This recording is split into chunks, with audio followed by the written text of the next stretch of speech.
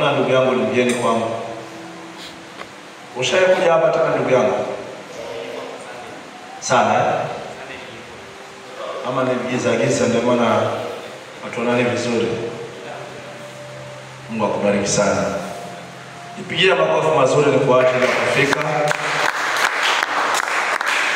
Watu sijui kwa nini leo hawajafika, lakini wewe umekuja. Mungu akubariki sana. Kwa wale ambao wamechelewa, tumemaliza Bible study na leo wakati huu ni wakati wa kusikiza sauti ya Bwana. Na Bwana anasema kwamba sisi uzao Ibrahimu. Wangapi wanajua kwamba sisi ni uzao wa Ibrahimu katika imani? Wanaweza sana. Sasa ni vizuri ujiulize katika maisha yako, je, ile ahadi ambayo Mungu aliahidi uzao wa Ibrahimu, je, ahadi hiyo na baraka hizo unazipata? Kama kweli wewe ni uzao wa Ibrahimu. Wale ambao ni uzao wa Ibrahimu, wao wanaishi kufurahia baraka za Ibrahimu. Sisi ni uzao wa Ibrahimu katika imani. Sasa sisi ni uzao wa Ibrahimu katika imani. Maandiko yanasema kwamba Ibrahimu hakuhesabiwa haki ni kwa ajili ya matendo yake, amen, bali ni kwa sababu alimwamini Mungu. Unajua Ibrahimu, kitu cha kwanza alimwamini Mungu. Hata Mungu alipomwambia nitolee mwanao wa pekee, alimwamini Mungu kwanza. So he believed God, and the Bible says that he was counted righteous when he believed God. Kwa hivyo yeyote ambaye anayeingia katika uzao wa Ibrahimu ni yule ambaye amemwamini Mungu. Sisi ni uzao wa Ibrahimu kwa sababu baba yetu wa imani Ibrahimu, yeye alimwamini Mungu na akahesabiwa haki. Bwana Yesu asifiwe sana. Hebu soma nami katika Warumi 5 mstari wa kwanza. Tunaongea kuhusu uzao wa Ibrahimu. Je, wewe ni uzao wa Ibrahimu? Kwa sababu Mungu alimwahidi kwamba atamfanya baba wa mataifa. Hivyo ndio Mungu alimwahidi. Na unajua Mungu si mwongo. Si tunajua Mungu si mwongo. Kwa baraka zile za Ibrahimu lazima tuzipate. Vile Mungu alivyombariki kwa sababu alimwamini Mungu, hivyo na sisi pia, sisi ni wabarikiwa. Soma mstari. Nasema basi tukisha kuhesabiwa haki itokayo katika imani, basi tukisha kuhesabiwa haki itokayo na imani katika Kristo Yesu, namwe na amani kwa Mungu kwa njia ya Bwana wetu. Soma vizuri. Hiyo maiki yako haisikiki. Rudia tena. Nasema basi tukisha kuhesabiwa haki itokayo katika imani, namwe na amani kwa Mungu kwa njia ya Bwana wetu Yesu Kristo. Bwana Yesu asifiwe. Endelea. Ambaye kwa yeye tumepata kwa njia ya imani kuifikia neema hii ambayo mnasimama ndani yake na kufurahi katika tumaini la utukufu wa Mungu. Bwana Yesu asifiwe sana. Hapa Paulo anaeleza kwamba kuna haki ipatikanayo, haki ya Mungu ipatikanayo kupitia kumwamini Yesu Kristo. Anasema kwamba kwa njia ya Yesu Kristo. Amen. Bwana Yesu asifiwe sana. Hebu fungua tuanze katika Yohana 8.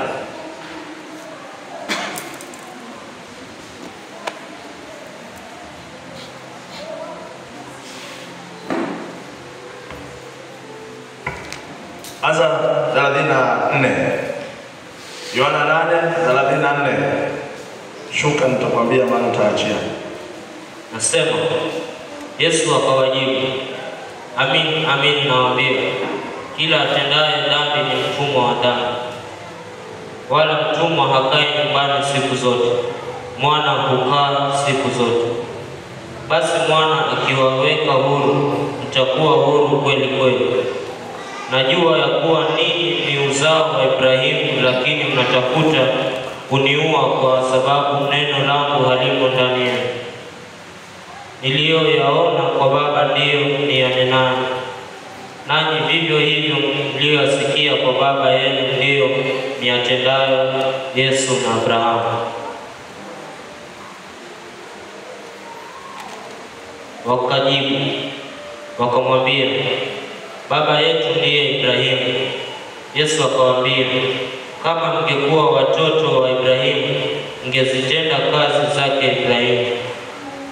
Lakini sasa mnatafuta kuniua mimi, mtu ambaye nimewaambia iliyo kweli, niliyoisikia kwa Mungu. Ibrahimu hakufanya hivyo. Ninyi mnazitenda kazi za baba yenu. Ndipo walipomwambia, sisi hatukuzaliwa kwa zinaa. Sisi tunaye baba mmoja, yaani Mungu. Yesu akawaambia, kama Mungu angekuwa baba yenu, mngenipenda mimi, kwa maana nalitoka kwa Mungu, nami nimekuja, wala sikuja kwa nafsi yangu, bali yeye ndiye aliyenituma. Mbona hamyafahamu hayo niyasemayo? Ni kwa sababu ninyi hamwezi kulisikia neno lake.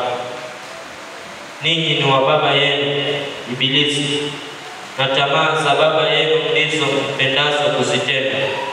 Yeye alikuwa muuaji tangu mwanzo, wala hakusimama katika kweli, kwa kuwa hamna hiyo kweli ndani yake. Asemapo uongo, husema yaliyo yake mwenyewe, kwa sababu yeye ni mwongo na baba wa huo. Achia hapo. Tushukuru Bwana. Baba, katika jina la Yesu Kristo, Baba, ni asante kwa ajili ya neno lako ya dhuhuri ya leo. Mungu wetu, wacha likawe ni mkate katika maisha yetu, likaponye nafsi, likaponye roho, likaweke huru, likafungue jioni ya mchana wa leo, katika jina la Yesu. Katika jina la Yesu tunaomba na hata tukiamini. Bwana Yesu asifiwe sana. Haleluya kanisa. Sasa hii conversation ambayo tumeipata hapa ni conversation kati ya Yesu na Wayahudi. Na kile ambacho nataka niwaeleze kwamba Wayahudi maana yake ni kwamba ni katika wale wateule wa Bwana. Yaani Bwana aliteua taifa la Israeli ili ajidhihirishe kupitia wao. Sasa Wayahudi ni wateule wa Bwana. Na Wayahudi walifahamu sana Torati. Walijua sana Torati. Amen. Sasa Wayahudi nao hawa hawataki tena kupokea neema. Torati imezungumzia kuhusu Yesu mara nyingi, mara siku. Lakini Wayahudi wao mambo ya Mesia wanayasikia, lakini wanamngojea, lakini amekuja na wajui. Wanaambiwa kuhusu Mesia, yaani pako mafuta wa Bwana. Ndio maana Mesia, the anointed. Na the anointed of the Lord is Jesus Christ. Sasa Wayahudi, Yesu anawaambia kuhusu kuja kwangu. Mimi nimekuja kutoka kwa Baba. Shindwa nani yule ambaye anatoka kwa Baba? Kwani wewe wataka kujifananisha na Mungu? Yaani Yesu anawaambia anawaambia Wayahudi kwamba mimi sio Mungu, mimi ni Mungu.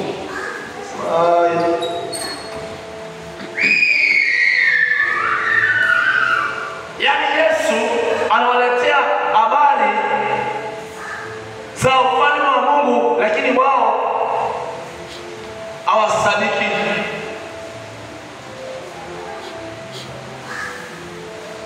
Nani jambo la kusikitisha kama mtu hawezi kupokea habari za Mungu.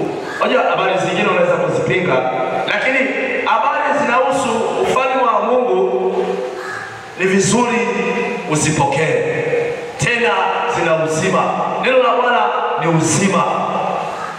Maandiko yanasema kwamba neno la Mungu ni nguvu za Mungu ziletao wokovu. Sasa kivipi mwanadamu apinge nguvu za Mungu? Sababu neno la Mungu, maandiko yanasema kwamba ni nguvu za Mungu ziletao wokovu, lakini unakuta kwamba watu wanakataa nguvu za Mungu, wanabaki katika kifungo. Ndipo Yesu anawaambia kwamba, kwa maana Yesu anawaambia kwamba nyinyi mnanikataa na mnasema baba yenu ni Ibrahimu. Basi anawaambia kwamba bado nyinyi baba yenu si Ibrahimu, ni Ibilisi, na kunakuwa na vita kubwa sana. Wanaweza sasa. Kumbe kama wao ni wa uzao wa Ibrahimu, basi hawawezi kumkataa Yesu. Wanaweza sasa. Wote ambao ni uzao wa Ibrahimu, wao wamebarikiwa. Mungu ndiye anayemwahidi ya kwamba sasa kwa sababu umenitii na umeniamini, sasa wewe nitakufanya baba wa mataifa. Na wale wote tumeona katika Warumi nasema kwamba sisi tumepata haki kwa Mungu kwa kumwamini Yesu Kristo. Kwa njia ya Yesu Kristo tumefanyika wana wa Ibrahimu, kwa maana wana ni katika imani. Wana ni katika imani. Sisi ni uzao wa Ibrahimu, na Ibrahimu amebarikiwa. Ukisoma katika Genesis chapter 12, soma fungue katika Genesis chapter 12, tumuelewe Ibrahimu kidogo. Huyu ambaye Yesu anasema kwamba kama Ibrahimu ni baba yenu, basi mimi hamwezi kunikataa. Lakini kama mnanikataa mimi, basi Ibrahimu si baba yenu, bali Ibilisi ndiye baba yenu. Kwa hakika wapendwa, tusijikatae sisi kwamba sisi ni uzao wa Ibrahimu. Kwa kumkubali yule mwovu, lazima tumkatae yule mwovu shetani, tubaki kwa sisi ni wana wa Ibrahimu, kwa sababu kuna wa Ibrahimu na wana wa Ibilisi. Wao wana wa Ibilisi wanamkana Mungu, wanahasi Mungu. Sisi ni wana wa Ibrahimu kwa maana tumebarikiwa kama baba yetu. Soma. Nasema Bwana akamwambia Abrahamu, toka wewe katika nchi yako na jamaa zako na nyumba ya baba yako, uende mpaka nchi nitakayo kuonyesha, nami nitakufanya wewe kuwa taifa kubwa. Jambo la kwanza Mungu anamwambia kwamba sasa utakapokuwa umetoka katikati ya wenu, nitakufanya baba wa mataifa. Jambo la pili, na kukubariki, nitakubariki na kulikuza jina lako, nawe uwe baraka. Nami nitawabariki wakubarikiwa, naye akulaanie nitamlaani. Ndio. Na katika wewe jamaa zote za dunia watabarikiwa. Ngoja kidogo. Na katika wewe jamaa zote za dunia zitafanyaje? Watabarikiwa. Hilo ndilo neno la Bwana. Jamaa zote za dunia. Kama mtu hajajiunganisha na uzao wa Ibrahimu, basi baraka hana. Baraka hana. Unajua tulikuwa tunasema kwamba Mtu anaweza kuwa anadai kwamba amebarikiwa ila hajabarikiwa. Kwa nini nasema hivyo? Wajua, utajiri ni kitu kizuri sana sana kama umepewa na Mungu. Hizo ni baraka. Lakini kama si Mungu amekupa, hizo si baraka. In fact, mali nyingine inakula mtu. Ukisikia kwa nini maandiko yanasema kwamba matajiri pia wanalia, ni wale matajiri ambao wamemwacha Mungu. Tajiri yeyote ambaye amemwacha Mungu atalia siku za mwisho, kwa sababu yeye ameweka tumaini yake katika utajiri wake. Tajiri yeyote ambaye hajaokoka huwa ameweka tumaini yake katika mali yake, na mali haiwezi kuokoa mtu. Sasa kama kitu ambacho kiwezi kuokoa si baraka, hizo ni laana. Yaani unaona mtu amebarikiwa, anasema amebarikiwa lakini hajabarikiwa. Lazima tubarikiwe na Mungu. Tusijitafutie baraka, Mungu mwenyewe atubariki. Nafikiri tunaelewana. Usijitafutie baraka, usitafute kuinuliwa na mtu, usitafute kujiinua. Anayeinuliwa na wanadamu na kujiinua, yeye Mungu umshusha. Lakini yule ambaye Mungu muinua na kumbariki, hakuna yule anayeweza kumlaani. Anamwambia Ibrahimu, atakaye kubariki nitambariki, na atakaye kulaani nitamlaani. Yaani kilicho cha Mungu hakuna mtu anaweza kugusa. Ndio maana nimekuja kukuletea habari kwamba ukiwa wewe ni uzao wa Ibrahimu, wewe umebarikiwa. Bwana Yesu asifiwe. Haleluya. Haijalishi kwa mtazamo wako, fungua macho mpendwa, wewe ni mbarikiwa. Usijihukumu kwa sababu ya hali zako. Pengine ugumu unaopitia ama hali ambayo unaopitia, usihukumu maisha yako ukasema kwamba katika Kristo Yesu hakuna baraka. Hakuna baraka, wewe una amani na una uzima. Kuna baraka kupita hizi. Nauliza kanisa, kuna baraka kupita amani na uzima? Kuna mtu mmoja anasema kwamba your health is your wealth. Your health is your wealth. Yaani afya yako njema nzuri ndio utajiri wako.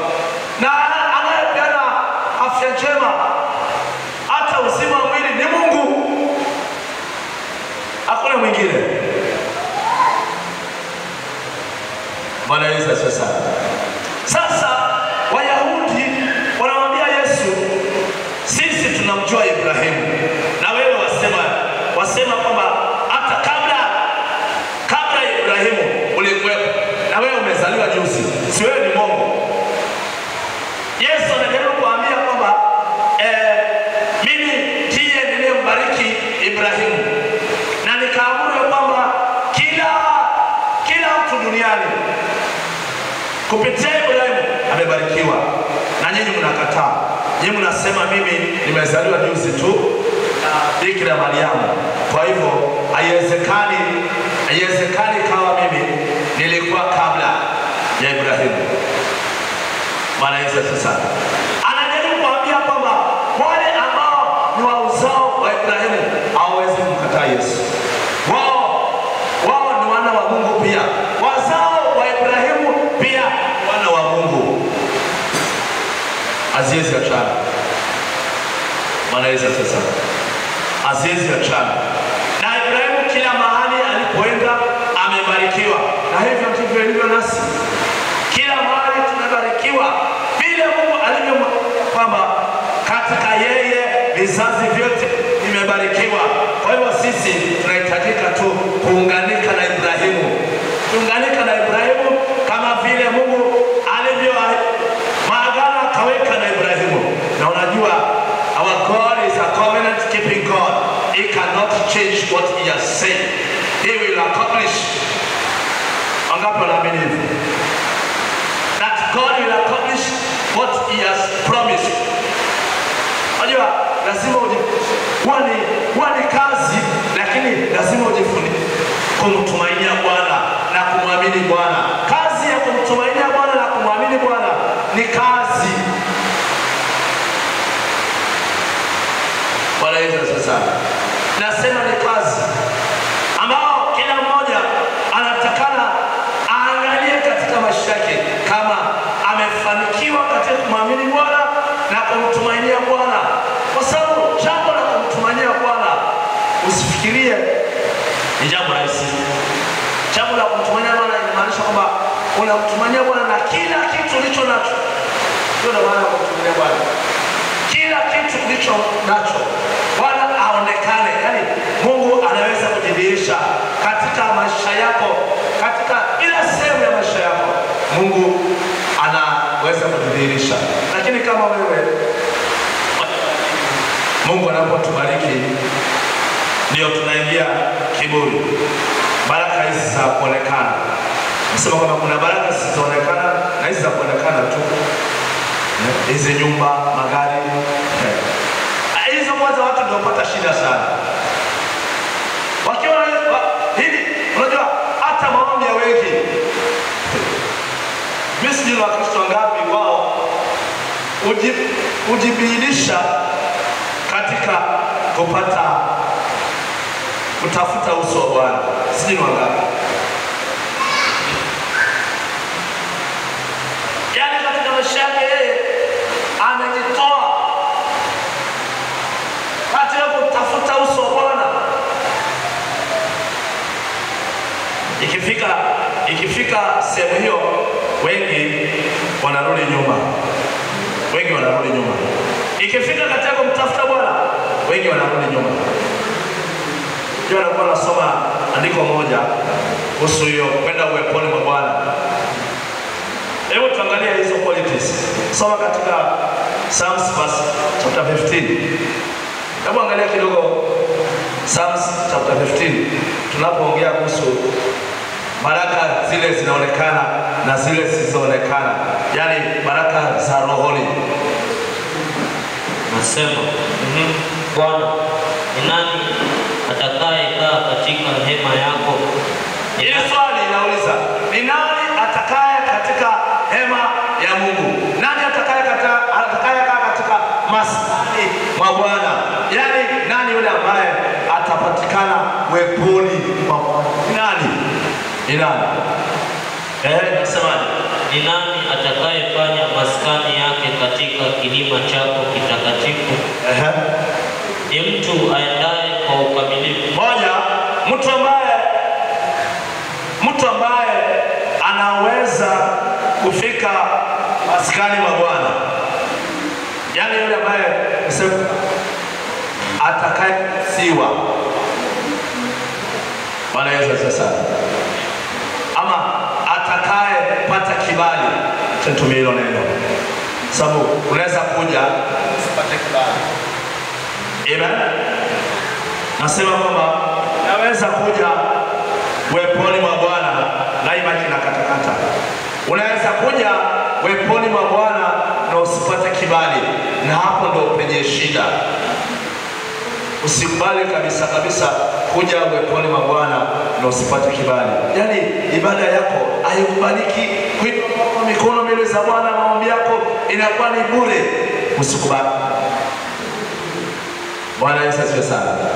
Sasa inauliza ni nani, wacha niweke neno, atakayepata kibali mbele za Bwana maskani mwake? Huyo maandiko yanasemaje? Ni yule, ni mtu aendaye kwa ukamilifu. Ni mtu aendaye kwa ukamilifu. Hata tunapoongea kuhusu uzao wa Ibrahimu, lazima tujue ya kwamba Ibrahimu yeye alikuwa ni mkamilifu. Na utajuaje mtu ni mkamilifu?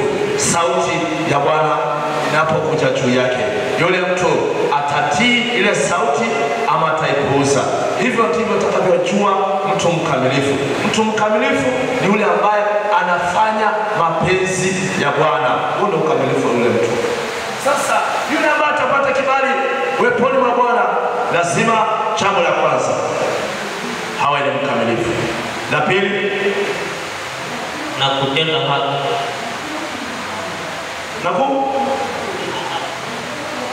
Na kutenda haki. Soma vizuri, maneno yanapotea. Na kutenda haki. Mwenye haki asemaye kweli kwa moyo wake. Asemaye kweli, si mtu mwongo. Asiyesingizia kwa ulimi wake. Asiyesingizia wala hakumtenda mwenzie mabaya. Amteni mwenziwe mabaya. Huyo ndio mtu ambaye anayeweza kupata kibali mbele za Bwana. Na nimesema kwamba kuna kazi ili kibali kwa Bwana. Those are the qualifications, or those are the qualities for you now to appear before the Lord and receive acceptance. Those are the qualities. Si kazi rahisi kuwa mkamilifu. Si kazi rahisi kuwa mkweli. Si kazi rahisi. Inahitaji neema ya Bwana. Na watu ikifika hapo hawatilii maanani. Mwaka huu tunapoongea kupanuliwa hema, lazima uangalie pale unahitaji kufanya, sababu kuna kazi unahitajika tufanye, ili tusije tukakosa baraka za Bwana. Bwana kutupanua, anasema kwamba kuna kazi inahitajika tufanye. Unataka nionyeshe hiyo kazi? Hebu fungua hilo andiko. Ni Isaya ngapi? 53 Bwana Yesu asifiwe sana. Dhimu yetu inatoka Isaya ngapi? Kanisa tunauliza, dhimu yetu ya mwaka inatoka katika Isaya ngapi? Somo ya 53. Naona wamenyamaza. 54. Ngoja usikie kuna kazi. 54. 54. 63. Nimekumbushwa. Kwa kubariki sana. 54 mstari wa kwanza na wa pili. Soma. Nasema, imba wewe uliye tasa. Wewe usiyezaa. Paza sauti yako kwa kuimba. Piga kelele, wewe usiyekuwa na utungu. Maana watoto wake aliyeachwa ni wengi kuliko watoto wake yeye aliyeolewa, asema Bwana. Panua mahali pa hema yako. Kazi ya kupanua mahali pa hema yako ni kazi yetu. Panua. Ameanza kuambia kwamba wewe uliye tasa, imba, piga kelele, kwa maana hata wana wako ni wengi hata kuliko wale ambao walio na wana. Hiyo ni kazi ya Bwana. Yaani unapohesabu na kitu, Bwana anakuhesabu na kitu. Nasema kwamba wazao wa Ibrahimu wanapohesabu hawana kitu, Bwana anasema wako na kitu. Wanaposema hawana baraka, Bwana anasema wewe ni mbariki. Ndio Bwana anasema kwamba wewe ni uzao wa Ibrahimu, usije ukaona kana kwamba wewe una baraka. Wewe umebarikiwa. Endelea. Panua mahali pa hema yako na wayatandaze mapazia ya maskani yako. Usiwakataze. Ongeza urefu wa kamba zako. Ongeza urefu wa kamba zako. Vikaze vigingi vya vigingi vya hema yako. Vikaze vigingi vya hema yako. Unajua Bwana anakuja kujaza. Bwana Yesu asifiwe. Sasa kama wewe hukusongeza hema yako, huko vikaza vigingi vyako, wewe Bwana atakapoleta baraka utaweka wapi? Hiyo ndio kazi ambayo nawaambia kwamba kazi ya kutafuta uso wa Bwana ni kazi. Kiwa wewe una kazi ya kuvikaza vigingi vyako. Hii kukaza vigingi, unajua inaweza fananishwa na kujinyima kwetu katika Bwana.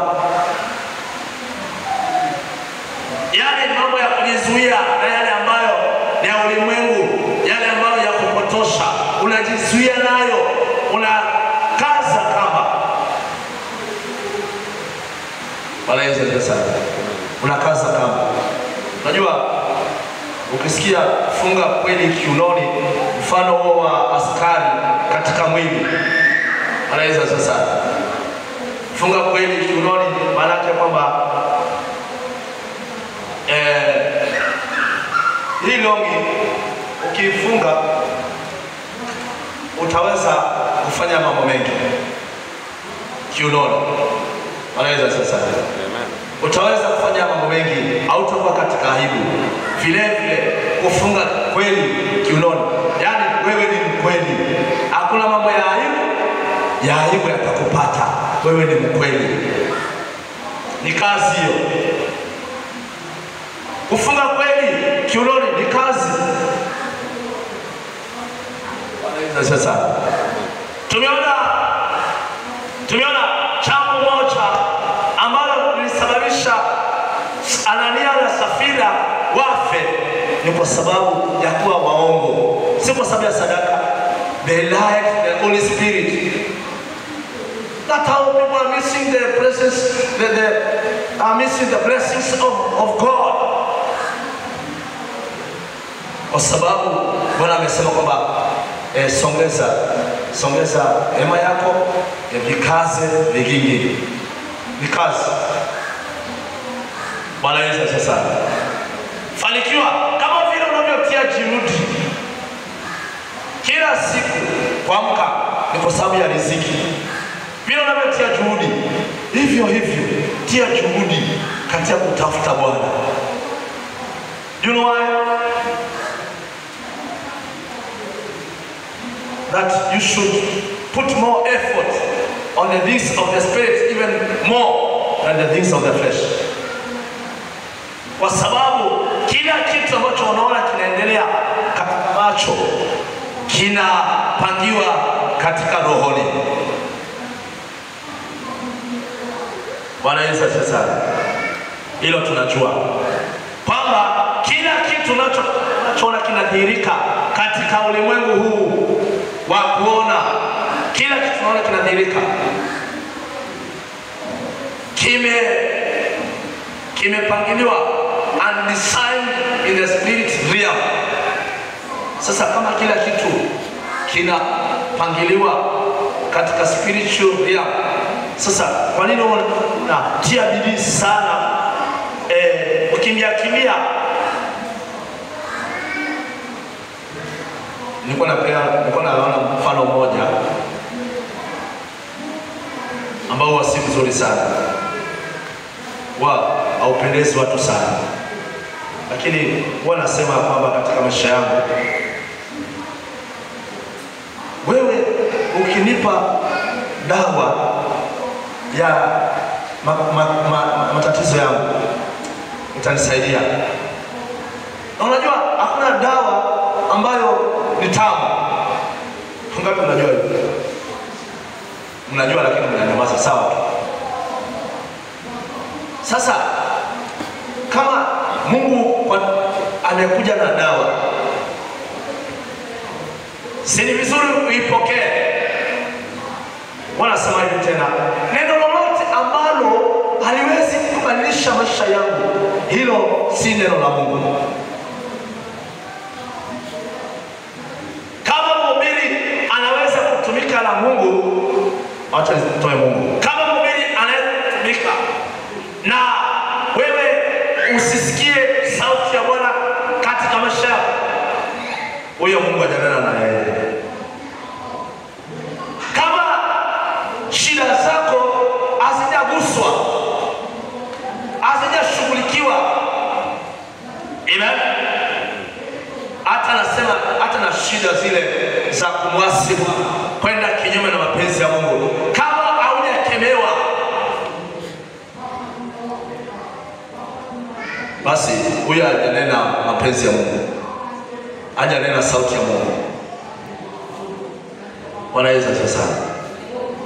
Sababu kila wakati anapokusanya watu wake, ni Mungu awahudumie kila mmoja na hitaji lake.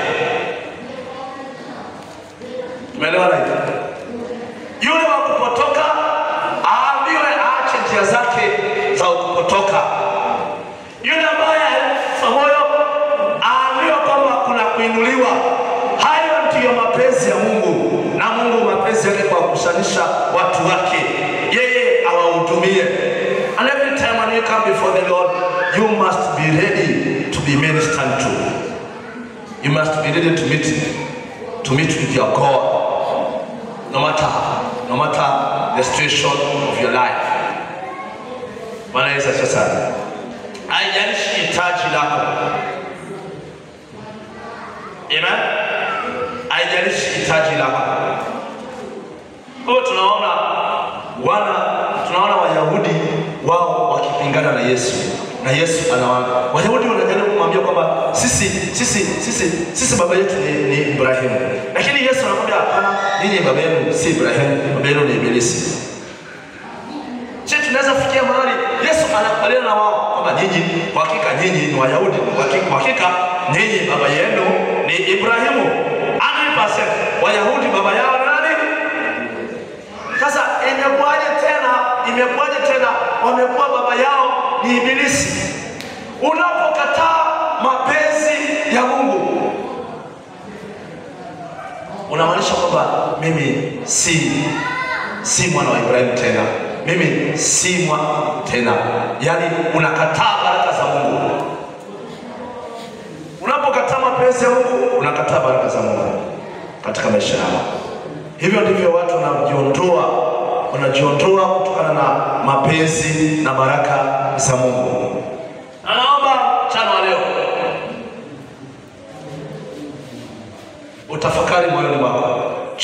Niko wapi? Mimi nasema mimi ni wazao wa Ibrahimu, na huku bado sifanyi mapenzi ya Mungu. Yesu anaweza kusema kweli? Kweli nyinyi ni wana wa Ibrahimu kweli. Ama atafika mahali kwamba nyinyi mko katika kifungo nyinyi, na huyo mnayesema si baba yenu tena. Yaani unamkana babako, unamkataa baba.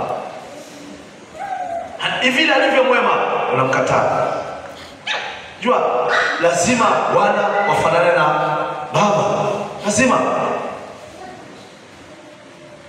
Sasa kama baba yetu yeye anamwamini Mungu, hata katika situation ngumu anamwamini Mungu, katika situation ngumu anamwamini Mungu, sisi ni akina nani basi katika situation ngumu tusimwamini Mungu? Kwa maana Mungu anamwambia Ibrahimu, nitolee mwanao wa pekee. That's a very difficult situation to be in as a person. Kisha nafika mahali katika hiyo chapter tumesoma, toka kati ya miongoni wenu, toka. Na kile Ibrahimu amebaki nacho ni kumtii Mungu. Sisi ni wana wa Ibrahimu. Kile ambacho kinabaki katika maisha yetu ni kumtii Mungu peke yake. Just obeying the word of God, doing the will of God. That's what we have been left with, so that we remain the sons of Abraham, who believe in Christ Jesus, who believe in the Messiah. Those are the sons of Abraham. Na Mungu simu. Wanaweza sasa. God is not alive. Tunapomalizia. Hilo ndio jambo ambalo